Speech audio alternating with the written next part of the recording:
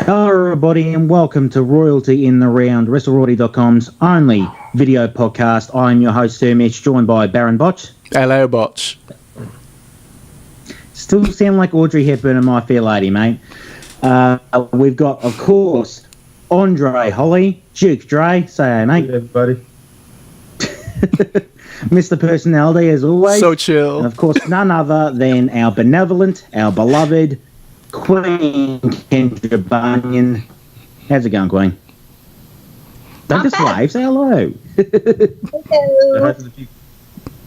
Yes, so just for commentary's sake for you guys watching, it is quite cold here right now in my part of Australia, and in their parts of America it's quite warm. So I'm rugging up, and they're all sweating to the oldies. So I have to go there. I'm sorry. No, you didn't. You really didn't. But thank you very much. Love you lots. Okay. Jerk face. All right, enough about the weather, enough about my bad beanie and about how you probably can't see me because it's so dark in here. No sun. You know, that's a weird thing. I know a lot of people reckon it's sunny in Australia all the time. There's no sun right now. But I digress. We're going to be talking about the historical event known as All In this week. You know, me and Botch have gone on and on and on about this subject on many hours on the Imperial Pod. True. And we've gone over time. We had to split everything up in two parts. But now it's time for, you know, the other members of Wrestle Royalty to share their thoughts on All In. So, so here we go. Duke Dre, you first. What do you reckon about All In? I think it's pretty cool that they pulled this off. Because it wasn't even like the company did this. It was just a few individuals that put this whole thing together, and for them to be able to, you know, put their collective heads together and bring all this talent in from different promotions and get that stuff worked out, and, you know, get a streaming deal worked out and everything like that. I think that's really that speaks to the great business mind like Cody Rhodes is, and it kind of makes me wonder what he's going to do after he retires from the wrestling business, what kind of role he's going to play going forward once he retires, because he's really showing that he is a great promoter. And out of everything that's happening, that's the one thing that's impressed me the most about this whole event is Cody Rhodes and the Young Bucks being able to put this thing together. And it's just like, you don't see wrestlers do that very often, especially a big 10,000 seat venue like that. You know what I mean? That doesn't happen very often or at all. So that's very impressive. Well, I think he takes after Dusty in that regard. Dusty was a pretty good creative mind and business mind for the business. So, yeah. Kendra, what are your thoughts on All In? I think we are on the precipice of something amazing. The industry is changing yet again, the way it did back in 1996. And this, I mean, we are really lucky to be not just witnessing this, but being able to write about it, get our thoughts out, help promote it. This is something new, and this will change the industry, all because of three guys who actually have as much business sense as they do wrestling sense, and that is very hard to find in the industry. We can count off how many wrestlers ended up without a penny. And these three guys are taking the ball that Vince McMahon very obviously dropped, and they are running with it. And it's beautiful. Yeah. I mean, I've said this before and I've said it again. I really feel that, with other promotions getting involved in All In, like, Impact, Ring of Honor, New Japan, I really think that this event is going to be seen as almost like a pitch to TV networks from all these promotions, because WWE's got that big deal happening now, and networks are looking for live content because people don't DVR and skip. If I've no doubt that once this event goes ahead, and if they pop a good rating on WGN, I don't think it's completely out of the realms of possibility they might pop 1 million, probably more likely 500,000. But even if it's just 500,000, they can go to TV networks. Impact is looking for a better deal on Pop. New Japan's looking for a better deal on Access. Sinclair might be looking to sell Ring of Honor. So it's just, the future's really looking bright. And if all these companies can get together and say, you're not settling for us, but we can give you the same thing WWE gives you, and at a fraction of the cost. So, and better.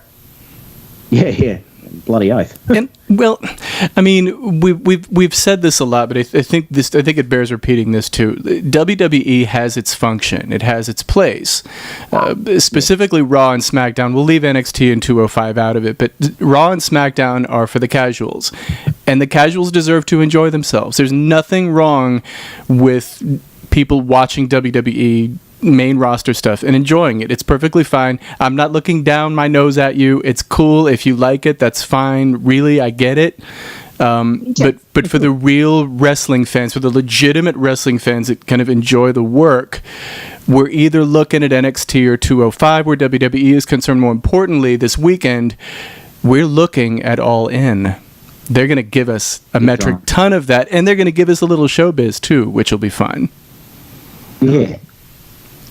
Yeah, on the showbiz front, let's run through the card a little bit, and let's start with the most it's the gimmick match, we should call it. Christopher Daniels versus Stephen Amell. What are you guys' thoughts on that? Duke Dre, you start. What do you reckon? Yeah, it's a good move. It never hurts to have a little bit of celebrity enter into the wrestling world. Obviously we see that with Ronda. We saw way back in the day with Mr. T, WrestleMania. Mm-hmm. So it's only going to help, because you have people that watch Green Arrow that don't even follow wrestling, so they might tune in just to check him out. So that's a very it's a very smart move. It's a little bit of Vince McMahon-ish, but at the same time it's just like it's good business, and he seems like he's really he really enjoys his time that he's inside the ring. He's good friends with Cody. He respects the business. Yeah. So that makes it even that much more better. And I wouldn't be surprised if he won either. I think he might win, so I'm picking him to win, actually. So yeah, I that's my belief as well. I think they'll book him over somehow, maybe through outside interference or something. And they couldn't have picked a better person for him to work with than Christopher Daniels, because he's 25-year-old veteran. He will look after him. He'll cover up the stuff that maybe he's not that great at. And and he's a 50-year-old man who wrestles like he's 21. I mean, he's ageless. Yeah, that's true. The match will only be like 5-6 minutes long, but it should be somewhat memorable, because Stephen Amell, is obviously a natural athlete. He has to be in order to do the stuff on his television series. Mm-hmm. And we saw in obviously a couple of SummerSlams ago and a Ring of Honor house show in Texas that he does actually have a fair bit of capacity for this. He can actually, with enough training and enough patience and with the right person in the ring with him, he can produce 5-6 quality minutes. So I don't doubt that's what we're going to get. So yeah, absolutely. And this is a bit different from the WrestleMania thing that Dre was mentioning, in that Mr. T and that ilk just kind of did it to be seen. They just did it on a lark. They couldn't work to save their lives, and they weren't supposed to either. But Stephen Amell can actually work a bit. Like he was in the. Go ahead. Exactly. Go ahead, Queen. Sorry. No, he loves it. He loves the industry. He loves wrestling. He is great for promoting wrestling, and he obviously puts his heart into it, and that's something Mr. T never did. And I could go through a whole list of other mainstream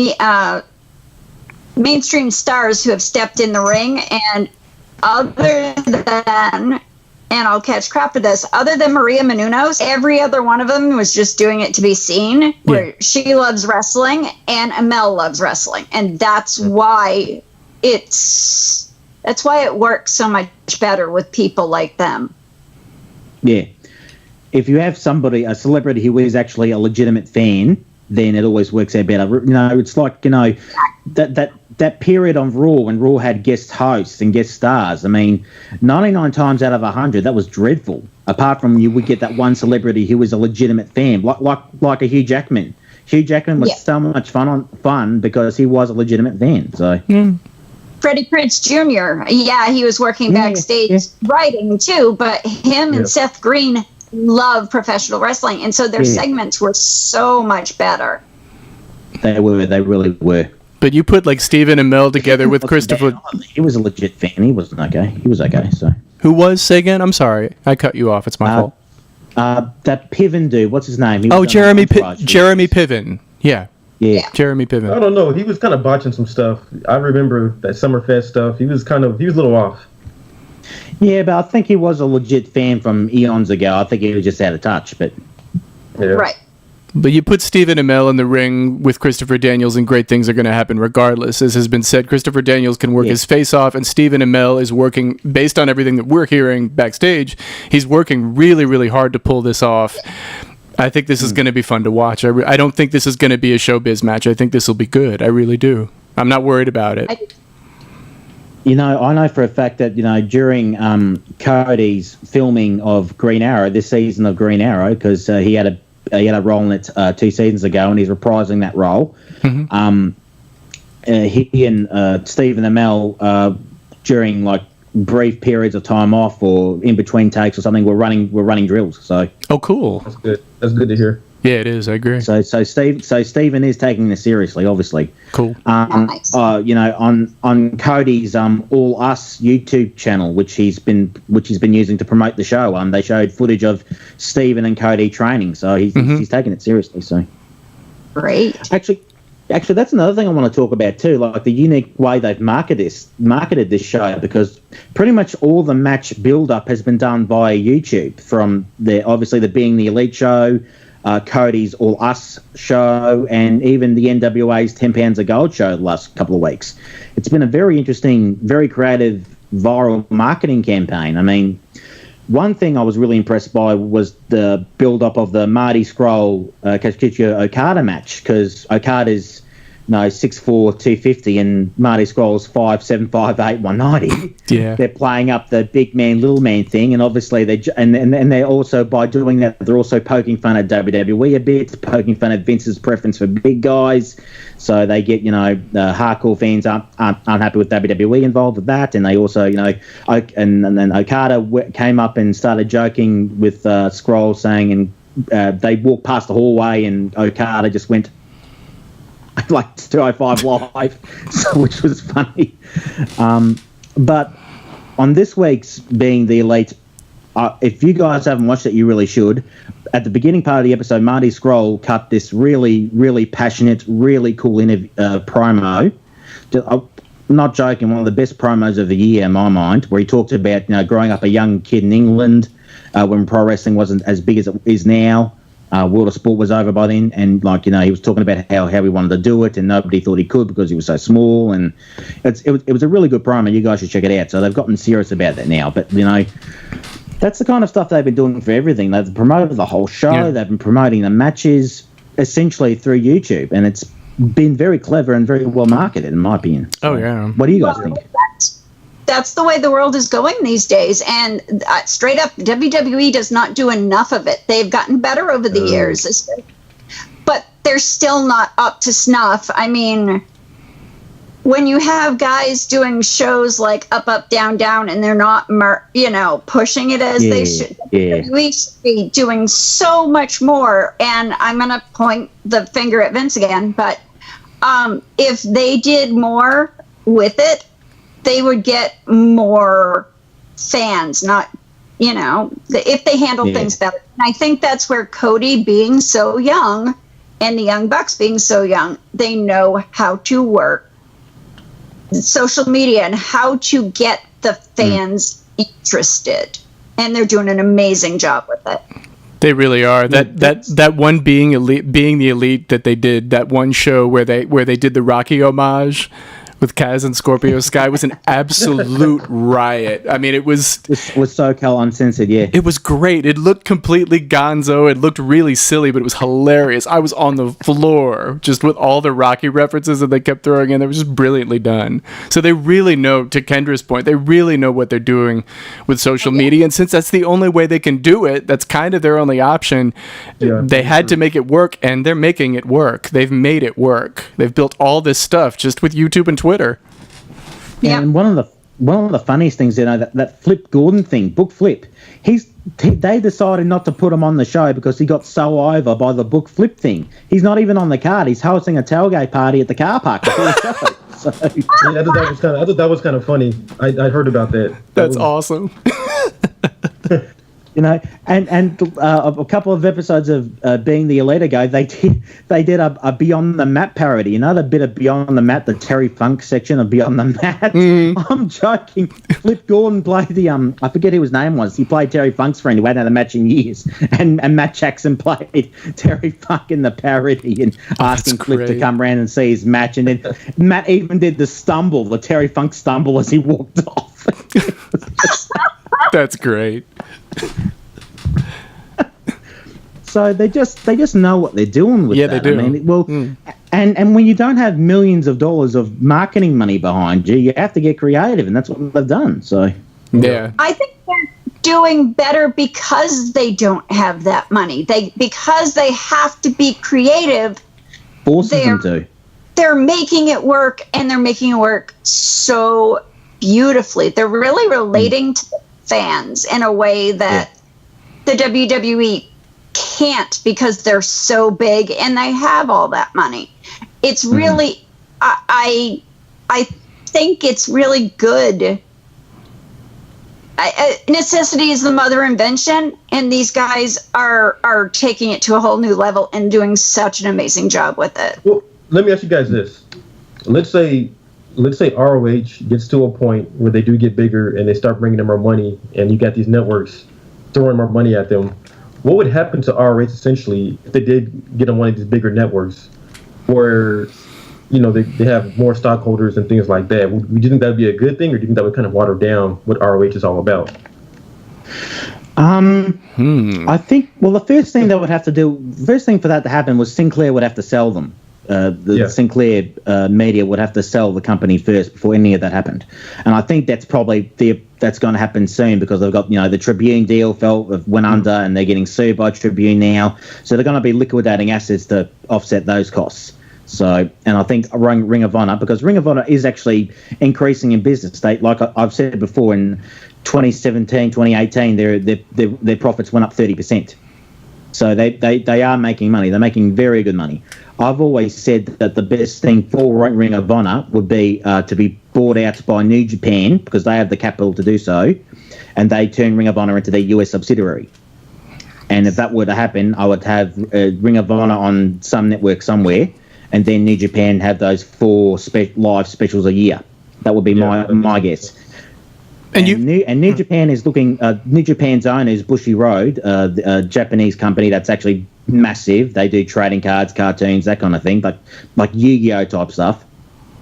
They're looking to make New Japan a publicly traded company as well. So that the questions you're asking, Botch, might be better suited for New Japan, because they may have more eyes on them and more, be watered down because of all these things that you mentioned. So. It's interesting to consider that it's, we're worried about how the aesthetics of a company might change, be it Ring of Honor or New Japan or whatever, were they to get bigger. But the truth really is New Japan is already plenty big, and they've still managed to kind of keep... They've still managed to keep the aesthetic that they always had. They still managed to look very rough and dirty. And now, so yeah, but I'm saying they still managed to make it look, and this isn't a derogatory term, but they still managed to make it look very indie and rough and edgy, and there's not a thing wrong with that. And clearly, based on the audience they have, it's proof that there's nothing wrong with it. It's the most polished presentation outside WWE, though. Let's be honest. Is it right? I mean, I don't think it looks that polished, though, which is good. I mean, I like that it doesn't look polished. WWE looks polished and cavernous and huge, and NJPW does look big, but it doesn't. New Japan does it when they fill 40,000 people in the Tokyo Dome. I mean, they're still gritty. They still have. Yeah, they have like a darker. WWE darker. Has polished all these edges, all the sexy yumminess, and I don't mean sexual. I mean that stuff that made it. The stuff that made it good. They have so overscripted and so overbooked it. They have ground all the grittiness out of it. It's just too clean, and it's so unbelievable for that reason. Whereas they, New Japan manages to keep, even if they filled 40,000 seats, they managed to keep that grittiness. And that's the big difference. And I think Ring of Honor or whoever gets bigger in this country, I think they will need to keep that grittiness, or they'll end up being in the mess that WWE is in right now, in that they only really have the casual fans, the mainstream fans who love them, and the rest of us who are pooing on them at every turn. Well, here's the thing. People are always saying that WD needs to do this or they need to do that, or but it's like ROH is an alternative to WWE. It's supposed to have like a little small time feel to it. It's supposed to fill that void that WWE doesn't fill, and vice versa. WWE fills the void that ROH and New Japan aren't filling. They're attracting the women, the children, and they still get adults that come to the shows as well. As ROH is strictly for people our age, but I appreciate them both though. I love them both just for that reason. They're both unique. WWE does their thing. ROH does their thing, New Japan does their thing, and then Lucha has like a completely different vibe to them. They're like Lucha like Underground. I love Lucha Underground. Yeah, it's like a TV show. It's like a movie. Now, that's polished. Yeah. It's so Lucha opera. Underground is pretty polished. It is. Yeah, it's like a TV show. It's shot like a Ultimate Fighter kind of. A bit, yeah. Lucha Underground. I've heard Lucha Underground be described as like a live comic book, and I think that's the best way to describe it. Like the way they book their storylines, their presentation. It's Lucha's my second favorite. That's probably my second favorite promotion right there. I just love the presentation of the whole thing. It's very Yeah, but the point is that they're all allowed to exist. One doesn't have to be better than the other. One can be different from the other, and that's perfectly okay. And I think that's what you're saying, Dre, and I agree with you. Yeah, exactly. And that's what it was for a while in the 90s. Yeah. When probably like around 98 when WWE was starting to thrive again. WCW was still thriving. ECW was still thriving. And I kind of feel like we've gotten to that point again where you see all the different promotions, they're thriving. Hopefully Impact can kind of get their stuff together. They've actually slowly put together a decent product over the last 5 or 6 months. So hopefully they get What's that? He agrees. I agree about Impact. I've found myself enjoying their stuff more than disenjoying it lately. So they just I said, just on the financial side, they just need to get it together. But and the marketing side overall, I've been enjoying the product. That is getting better though. Let's be fair, that is getting better too, somewhat. Very true. Okay. So I think like overall we're just in a good place. Very. Like, besides Impact, it seems like everybody else is thriving. Everybody's really thriving. They're doing their thing, making their money. The revenues are good. Exactly. So I'm not sure if I compare it to the late 90s or the early 2000s. I'm not sure if I'd go that far. But not yet. They're getting there. It's in a really good spot, though. I'll say that. It's its own thing. Yeah, definitely. It's just its own thing. Yeah. Dre, it's funny you mentioned the ECW. On Chris Jericho's podcast, he had Cody and the Bucks there, and Chris Jericho was telling the story about how he was actually the one that told Vince McMahon about All In happening. And apparently Vince McMahon's reaction to it was, I wish they would have called me. I would have given them advice. September is the worst month out of the year to book something. And I was a little floored by that. I mean, why would Vince want to give them advice? But at the same time, I'm thinking he gave Paul Heyman a lot of advice. He gave ECW a lot of financial help. He may view All In as maybe not quite an ECW type situation, but a situation that's just something that's good for the overall industry, including WWE. But I'm thinking, this is. What's up? What? Who's you laughing at? I'm laughing because you think that Vince thinks that this is good for the industry. Vince's ego is far too huge. I don't buy that for 2 seconds. There's no way he thinks that. The only reason Vince would want to help out in that way is so he can go through and pick and choose who he wants to work for him, exactly as he did with ECW. Yeah, no, that's what I'm saying though. He thinks it's good for overall for the industry and also good for him. For him, he can raid. And only that's what I'm trying to say. And only for him, but only him. Oh yeah, but the thing is, a lot of these guys in All In have either been to the WWE and don't want to deal with them, or they just don't want to deal with them. I know. Because they're making enough money on their own. They're making They don't money need on their him. own, and they don't Yeah. want to deal with the schedules. They don't want to deal with all of Vince's crap and his bad booking, and that's the difference between this and ECW. Agreed. These guys will not be WWE super, or most of them will not be WWE superstars Well, those ever. guys in ECW, man, they weren't getting paid at all, man. They No. were not getting paid jack. No, they I weren't. don't know how Heyman was able to convince these guys to do what they did for the money they got. I don't understand that. I don't That- either. that just Love, makes me- love Mad- of the Yeah, I love the company, man. Probably. I love Mad myself. And I genius gotta- of pro wrestling is Paul Heyman. There's Yeah. a reason they called him the mad genius of pro wrestling. He was a great salesman. He could sell anything, and he had such a creative vision for not just what ECW could be, but what for the industry could be. Let's face facts here. The Attitude Era pretty much lifted from ECW. Let's be frank. Pretty much. That was Heyman's vision. So Yeah, just a little. that was one of the real that was the first nail in the coffin for ECW when WWE started pinching their concepts. So, Well, and from Well, it's not that, NWO. Like I said, ECW didn't have any money. but that's because he was a terrible businessman. He was a brilliant creative mind, but he was a terrible businessman. Mm-hmm. These boys now, different story. Great creative minds and great businessmen. They've got both. and great What was the deal, wrestling. though? Because I heard Jericho propose a match with I think it was Seth Rollins at SummerSlam. He bring his title. Yeah, the New Japan version of the Intercontinental title and WWE's version of the Intercontinental title. I don't know if New Japan would have agreed to that. They might have. I don't know. WWE definitely wouldn't have agreed. Certainly to it, not. so.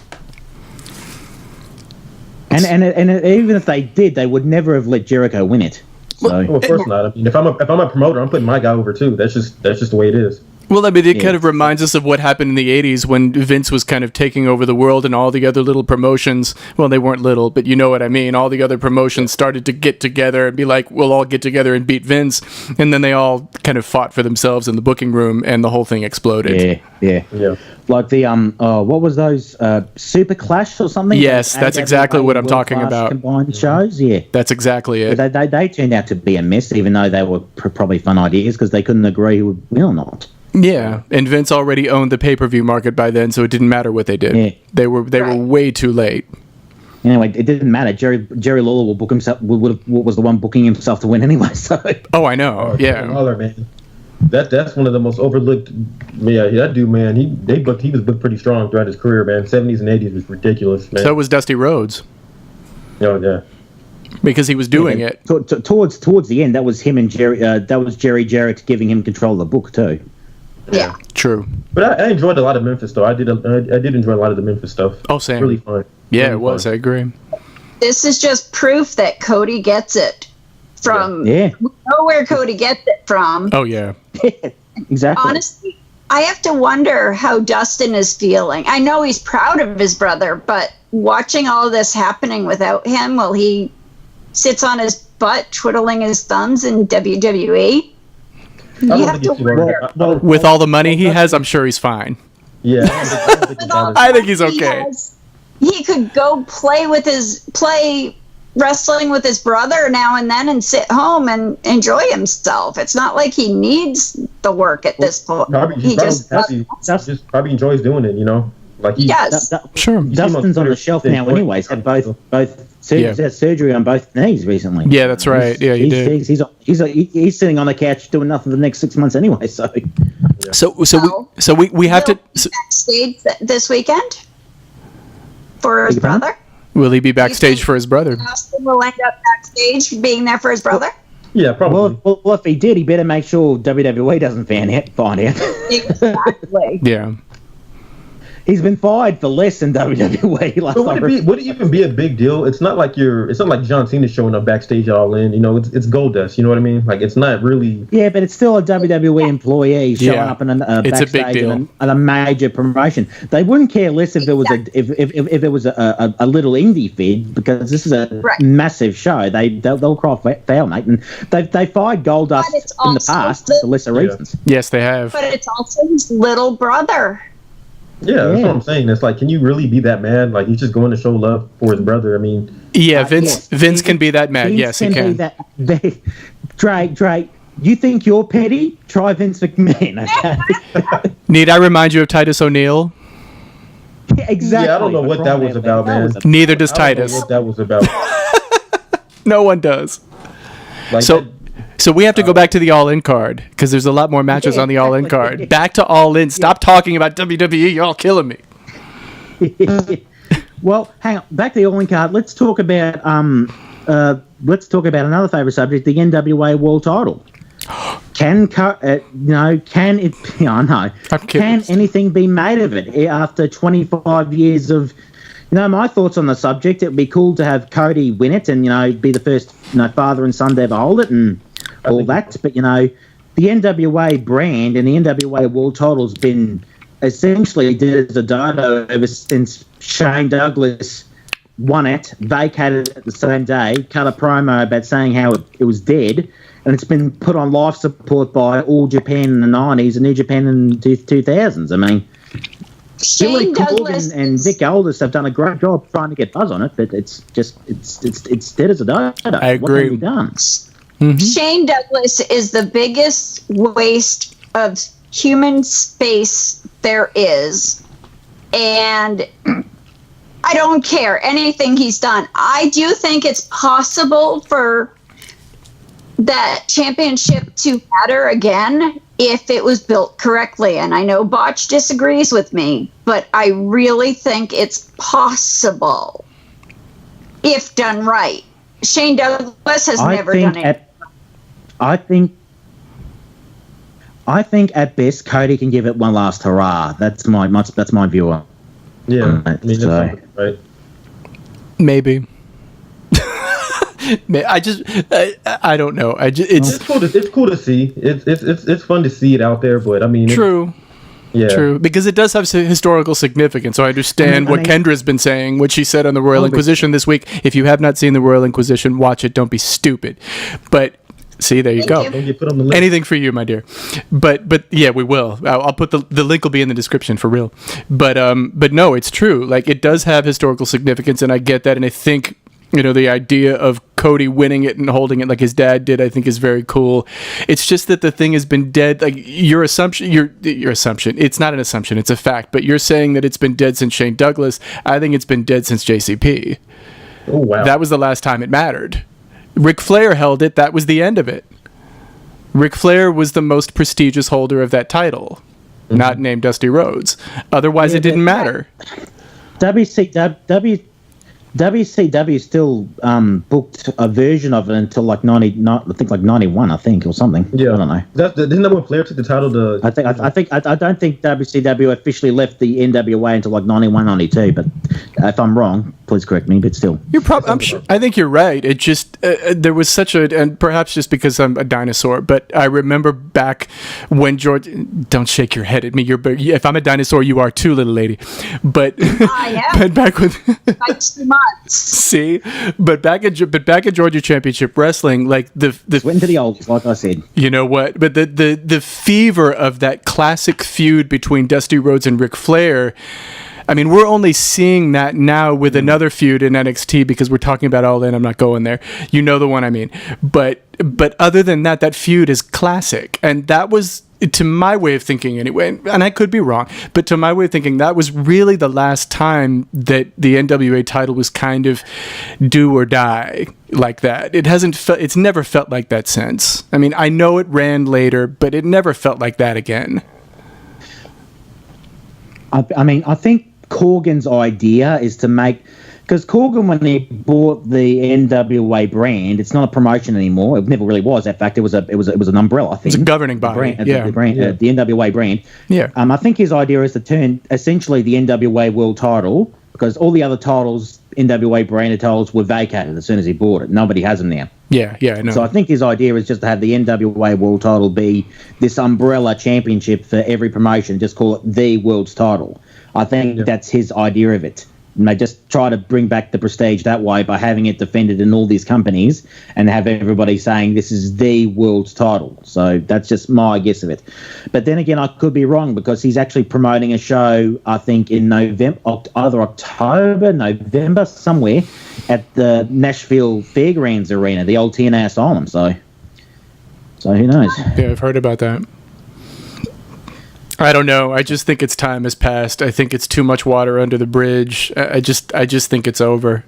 And some are not ready to say goodbye, and I get that. I just think it's over. And maybe you're right, Mitch. Maybe there is, kind of one last hurrah to go. But I mean, it's over. My guess is Cody will give the title one last hurrah, and a couple of years from now, Corgan will sell the NWA brand and trademark to WWE, and the NWA World Title will sit in the Hall of Fame somewhere. I think that's the best thing for it, really. So that's probably the best. Yeah. Yeah, I think so too. I agree. Just have it be remembered for what it used to mean and what the men who held it. Just that's my thoughts on it. So yeah, I see what you mean. Yeah. More matches. All right, we want to talk about more matches. Well, more matches. How about we talk about 0 Hour? I mean, the over-budget Battle Royal. I know you're very fond of that name, Botch. I love that name. It's great. It's perfect. Even though they ran over budget months ago, and they're not making a dime off ticket sales. They're going to make all their money off the TV licensing fees from WG pay-per-view and merch sales. So they'll make money, but they're not going to make it from any of the tickets they've sold. But no, the over-budget Battle Royal should be fun. I mean, the list of names we have already. I mean, you have a few guys from Impact, you have a few guys from Ring of Honor. You got Moose. Billy Gunn, Jimmy Jacobs from Lucha. So Moose, yeah. But Brian Cage is going to be there, I think. Mm-hmm. I mean, yeah, Brian Cage is going to be cool. The winners fight lethal, correct? I said on Monday during the Royal Inquisition that absolutely anyone can show up in this match. Virgil. And I don't expect the only people. Shut up. He's not booked. As much as he keeps saying, that just Virgil keeps saying on Twitter he's booked. He's not booked for All In, mate. I know he's not booked, but I'm saying we could see anyone who does not have a WWE contract and HBK. Otherwise, Neville. Anyone can show up, and I truly believe absolutely that there will be people showing up that they're not expecting to show up. Okay, this will be the big... other than Virgil. Yeah. I'll tell you what, man. This would be the perfect spot if there was ever a time for CM Punk to return. This would be it right here. This match. Yeah, it would be if he were to be that would be the perfect spot. Agreed. Because the winner faces obviously Jay Lethal, the Ring of Honor World Champion, on the main card. So that would be fun. I mean, you're actually putting on a pretty convincing scenario there, Dre. I mean, in my predictions, I put in a gag prediction. I thought Glacier was going to win it because I thought that'd be funny. But still. Glacier? Yeah, Glacier. He said Glacier. I was dead. Yeah. Well, I just thought it'd be funny because he was booked for the Ring of Honor Rumble last year as a gag, and he's mates with Cody. He's friends with Cody. He was friends with Dusty. Why not? Why not just have it be fun? I was putting the predictions together. I'm still doing it. They'll be up relatively soon, if not by tomorrow. And I ran into Glacier, and I had to close the laptop. I couldn't do it. I needed a break. It was hilarious. Glacier. That's better than Virgil. I actually wrote it as the Mortal Kombat wannabe Glacier because I thought that'd be the most hilarious thing people could read. So. Dead. Man. Glacier. The man said Glacier. Can you imagine it, though? Like the Sears Center Arena, like that 10,000 seat arena. And you get the Glacier music, and we get the bubble. Yes. That'd be funny. Snow is a beautiful thing. I'll die if he shows up. That'll be the greatest thing in life. I'm still pulling for Virgil. I don't know why. This is the part I want to see it. And the meatballs with a plate of meatballs. You know what? Even though they really, really shouldn't, I wouldn't put it past the Bucks just to skip Virgil a call in the last minute and say, "All right, let's do it for a laugh." Yeah, why not, man? Just have some fun. I Just wouldn't, have some I wouldn't fun. be surprised if they thought about it. Who cares? Just do it. I agree. Throw the idiot a bone. Throw him a meatball, actually. Yeah. There you go. Why not? Why not? Get him in there and have Cage give him the Steiner screwdriver, that suplex tombstone that he's been using. Just kill him off, you know. Yeah. Virgil is dead. We hardly knew you. Yeah. He's ground beef Maybe now. I'll stop selling autographs in the subway after that. Yeah, right. Yeah, mate. Yeah. Here's the payday. I'm crying. Yeah. This is hilarious. How about we talk about, a bit of a women's wrestling at All In? We got the big fatal four-way match. Madison Rayne versus Britt Baker versus the hot mess herself, Chelsea Green versus Tessa Blanchard. That'll be fun. Yeah. Chelsea Green is I love everything. Iron She's Street, boys. That's a awesome. lot of fun. I love Chelsea Green. I'm sorry. She's just great. Yeah. The stuff she did in Impact was just hilarious. She was willing. There was nothing she wouldn't do. Huh? She was called Laurel Van Ness there, but yeah. Yeah, that's what I said. Laurel Van Ness. Yeah, she was an absolute riot. There was nothing she wouldn't do. It was just absolutely brilliant. She'll do anything. It's the coolest thing ever. Yeah, just funny as hell. I mean, we talk about, the women's revolution, evolution in WWE, but let's face facts. From about 2008 to 2014, pretty much every other promotion on earth had a stronger women's division than WWE. That was full-on diva mode Oh, at that the period. Impact, man. They were killing it. Yeah, Impact had the best Yeah, women's they- division on earth for a long time. The name TNA was was doing this before. TNA was doing this before the Ronda Rousey stuff happened in mixed martial arts, before the Me Too movement. They were well ahead of the curve. Oh yeah. Oh, with Their stuff is Kong, as good as the men. They and had, all of them. no, Madison I gotta Rayne. say this. Yes. Gail Kim and Awesome Kong, greatest feud I've seen in a long Before time. Yeah, big Awesome time. Kong was one of the top 10 workers in Surely, the world. I gotta say regardless of something. sex. Just shush. We should just keep talking to annoy Mitch. Just keep talking. Yeah, I have just to keep say talking. something. I'm sorry. I have to say this. TNA Wrestling, Impact Wrestling, whatever you call it, about 2008 to 2012, had the best women's division on earth. Yeah. Bar none. I don't care. Fight me. Yeah, we said that. Best women's division in professional wrestling on earth. For all TNA Impact Wrestling's faults, and they had a lot of faults, Impact TNA had the best women's division for a long time. So there you go. Yep, we said it. Yeah, Kong was one of the top 10 workers in the world, regardless of sex. She really was, man. Oh yeah, Yeah. absolutely. So was Gail. Big time. Yeah. Oh Yeah. yeah. Gal Kim. Oh man, WWE missed the boat big time on Gal. I mean, Gail. She was Oh, so good. far ahead of her time in the WWE. She just, it wasn't the right spot for her, and she made her niche in TNA in a beautiful way. So Yeah. I don't Big time. have any qualms. She's had an amazing career and has done quite well for herself outside of the WWE, and that's few and far between these days. Or it was when she started carving her own Yeah, niche. especially for the women. Exactly. Yeah. She kind of came at I a mean, weird there is. she was kind of coming in as like the Trish Lita, Jazz, Right. Victorian stuff was kind Yeah, of we're dying starting. down. Yeah. When there was Yeah, that one yeah. Diva era. WWE. Yeah. I mean, there is this belief I think is incorrect amongst fans and people within the industry that the only place that a woman can make a living and make a good living and make her mark in the industry is if she's in WWE. I don't really think that's true. I think No, it isn't. Impact still has a pretty good women's division, nowhere near as good as it once was, but still good. No, Rosemary is brilliant. Tessa Blanchard, brilliant. Yes. You know, Tessa Blanchard, Rose. though. Rosemary. Love Tessa Blanchard. Exactly. Love Rosemary. exactly. Ali's okay as well, and She not is just in, like, good. I love Japan. I mean, They we've do got Stardom in Japan. I mean, they draw. Sometimes they draw in New Japan level crowds. I mean, they are very good, and WWE's starting to tap them. I mean, you know, Io Shirai. If you guys haven't seen Io Shirai, watch the Mae Young Classic. She's brilliant. Yeah. So, and obviously we've got Shimmer and Shine on the independent circuit in the US. So Yep. the idea that WWE is the only place for a woman to succeed in the industry is completely bogus, and I think these 4 women are going to prove that at All In, because they've all made a very good living for a very long time and have a legacy outside of WWE, and I don't doubt that because they're the only women's match on the show, they're going to try to steal it. So, And they'll get away with it, too. Yeah. yeah, They'll probably get away with it. Absolutely.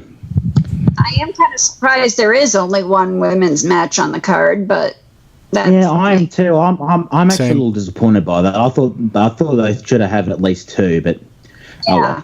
we didn't book this. Bucks and Cody have booked this, so. It'll get there. Yeah, it'll get there. I agree. And now the match that I really want to talk about: Kenny Omega versus Pentagon. Oh, I've been waiting for this match for eons. I mean, I know they wrestled each other once in Pro Wrestling Guerrilla, but I never got to see that match. As far as I'm concerned, Omega and Pentagon Jr. are the best workers in the world right now. I love everything they both do, and I cannot wait for this match. Duke Dre, I know you're looking forward to it. I think probably not. What are your thoughts on I'm this cool. one? Yeah, definitely. I like Pentagon a lot. I love a lot of his work. And same with Kenny, man. It's guaranteed to be a classic. I mean, there's no way around it. They're gonna get 25, 30 minutes, maybe even a little bit longer. It's the perfect matchup on paper, and it's gonna unfold really well inside the ring. Trying to think. That probably is the match that I'm looking forward to the most as well. Queen, yeah, I saw you tutting a little bit there. What are your thoughts? I can't put my finger on why. I'm just not an Omega fan. His work is great. I get it. His work is great, but something about him rubs me the wrong way. I'm not cutting on his ring work. Do not think I'm cutting on his ring work. I'm not. The wedding singer. The wedding singer. I see it. How, Queen? How? It's personality stuff. There you go. I kind of get that. He's kind of an awkward. Something rubs me the wrong way. He just tweaks me out. Not cutting on his ring work. He's amazing. But I don't know. We can't all be liked 100% of the time.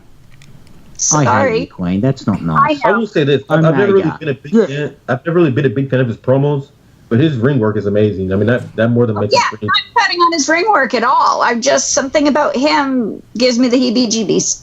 I hope you're happy. You've crushed Mitch. I hope you can live with yourself. I really do. You have. I'm crestfallen. I don't even know who you are anymore. I have mentioned this numerous times in discussions too. Yes, you have. Over Right. And I was and over every single one of the times you said it there. and over again. Just over and over and over again. I feel like I'm eating a bullet every time. Yeah, I mean, how would you feel if somebody was just bashing WWE at every turn? Like, how would that make you feel? If we had anybody around that did that, it would drive... Oh, sorry, Mitch. Oh, yeah. My bad. That's awkward. Go on. I'm sorry. The reason Petty Dre exists, so thank you, Mitch. Yeah, all right. Fair point. Well point taken. I'll take my lumps there. All good. I always take my lumps from you guys anyway, but never mind. Basically. What am I going to say? What shall we cover next? I mean, we've covered pretty much everything except the rumoured main event, which is Rey Mysterio coming back. I mean, if you guys have seen his work in New Japan, I think his knees are pretty much way better than they've been in years. I don't know who he's been to or what he's done, but whoever doctor he's been to deserves a Nobel Prize because they've done amazing work on his knees. He's still not Rey Mysterio of 1996, but he's brilliant. He's there. He's back to unbelievable self. Teaming up against Phoenix. If you guys don't know him, check him stuff out in Lucha Underground, Impact, AAA. He's actually currently the AAA Mega Champion. He's the top title holder in AAA after AAA's Triple Mania event. And they're teaming up with a somewhat unknown fellow named Bandito. If you know who Bandito is, rising star in Mexico. He's been in Pro Wrestling Guerrilla Fit. check out his stuff on YouTube. He's actually a really good worker as well, and they're going up against 3 of the 4 members of the Golden Elite, which is, of course, the Young Bucks and Kota Ibushi. This is the Rumored main event. Apparently, this is the main event because nobody else wanted to main event the show. They didn't want that pressure, so Bucks put their hands up. So, Pentagon's not going to main event? Beg your pardon? Kenny and the Pentagon, they're not going to main event? That's kind of weird. Yeah, I would have thought they would have main evented as well, but apparently nobody put their hands up saying that they wanted to main event this show, and I don't blame them because it's such a historic thing. They want to close the show out right, so they're all too nervous to do it. Maybe, I don't know, but apparently that's the case, and the Bucks put their hands up saying, "Fine, we'll main event." But that could change. Wow. Like I said, this is the rumored main event, so this could change. So, but it's the rumored main event, so. What do you guys reckon? Duke Dre, you first. It's going to be a car wreck in a great way. Like, it's just going to be all over the place. It's going to be just that kind of match.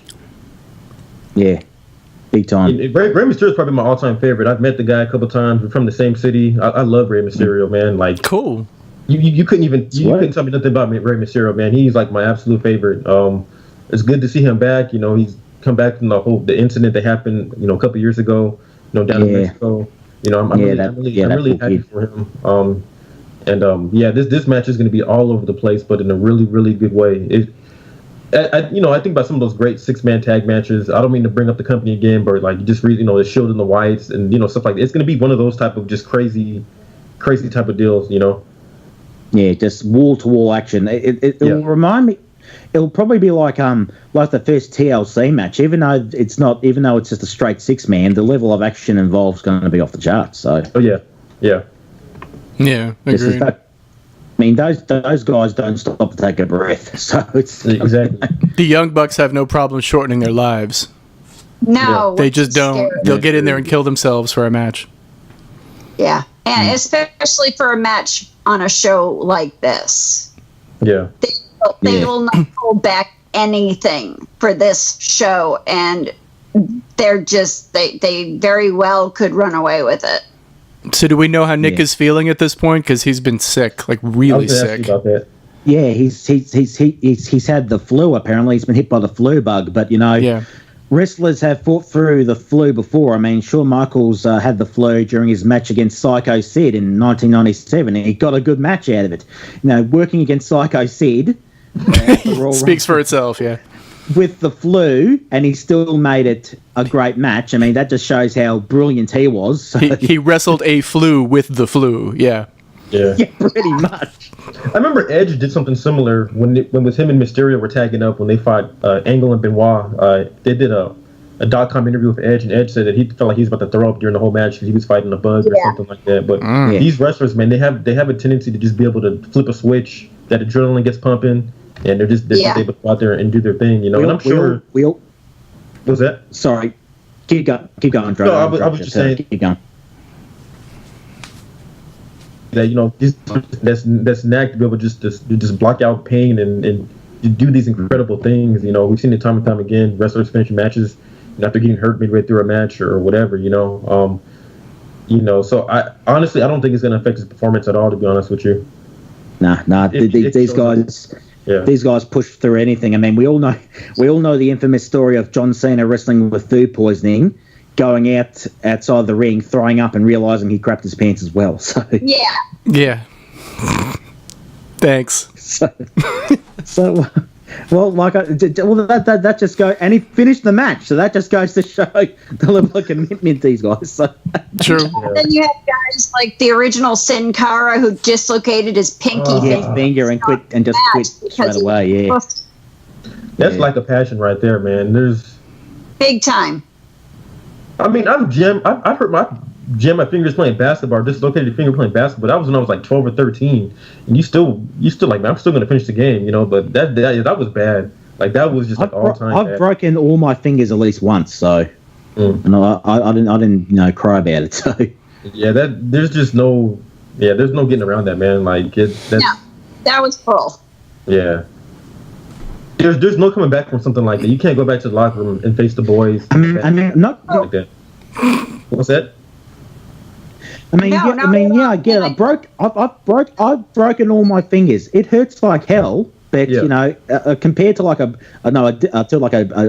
torn ACL or something, come on, you finish the match. Yeah. Yeah, exactly.